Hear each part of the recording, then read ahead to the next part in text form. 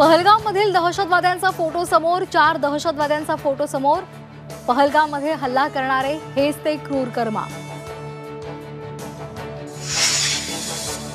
पहलगाम हल्ल्याचा मास्टरमाइंड सैफुल्ला खालिद, लष्कर-ए-तोयबाचा उपप्रमुख।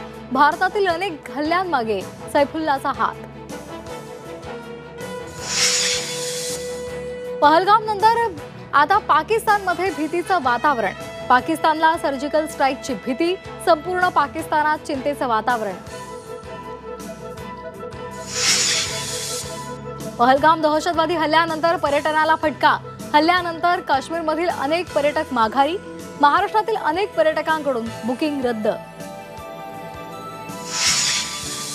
काश्मीरमधल्या भ्याड दहशतवादी हल्ल्यामध्ये महाराष्ट्रातल्या 6 पर्यटकांचा मृत्यू।